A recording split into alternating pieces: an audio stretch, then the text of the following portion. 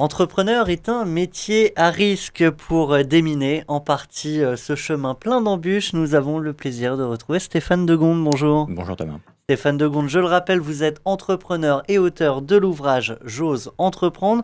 Aujourd'hui, on va s'intéresser finalement à l'inverse de la fameuse Dream Team, celle dont on rêve, celle qu'on a le plaisir de présenter quand tout fonctionne bien. Quand l'association se passe mal, ça tourne vite au cauchemar entrepreneurial. Oui, en fait, la question de l'association est un des vrais sujets clés de l'entreprise. Une grosse partie des défaillances d'entreprise, d'ailleurs, se passe dans cette période 0-3 ans. Tout ça parce que la mayonnaise entre les associés ne prend pas. L'une des raisons principales pour lesquelles l'association ne prend pas, c'est que quand on constitue ce qu'on envisage ou qu'on considère comme étant une Dream Team, on s'attache à une seule chose, c'est la complémentarité des expériences et des expertises. Et on oublie une chose encore plus essentielle, qui est la correspondance. Et donc la correspondance des profils d'associés, la correspondance des valeurs, la correspondance des aspirations. Qu'est-ce qu'on a envie de faire aussi de son entreprise dans le futur, la correspondance des contextes personnels, parce que chacun des associés vit finalement une situation personnelle qui n'est pas la même et qui va avoir une implication très forte sur l'entreprise. Donc tout ça, on oublie en fait en se disant, comme on est tous complémentaires et que les expertises finalement permettent d'apporter ce qui est absolument nécessaire pour l'entreprise, on oublie l'essentiel. Et alors, qu'est-ce qu'il faut surtout ne pas oublier ? Alors, il y a une des choses qui est très importante, c'est que je prends souvent cette image qui est de dire c'est en haut de la montagne qu'on connaît ses compagnons de cordée.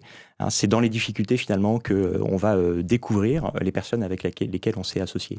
Et ça, c'est un des sujets clés. Et donc, j'ai tendance à préconiser d'apprendre à se connaître, à travailler ensemble et surtout d'apprendre à faire face à des difficultés avant d'envisager même de s'associer. Le second point, c'est qu'on s'associe un peu trop facilement en oubliant une chose qui est absolument essentielle, c'est la signature d'un pacte d'associés.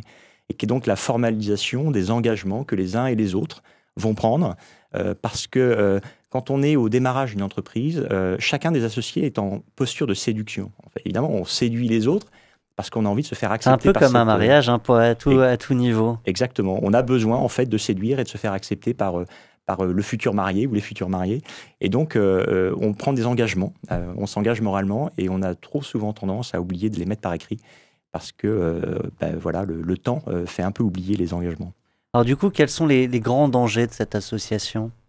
Les grands dangers, c'est d'avoir une équipe bancale, c'est d'avoir des personnes, par exemple, qui ne rejoignent pas l'aventure comme ils avaient dit qu'ils le feraient.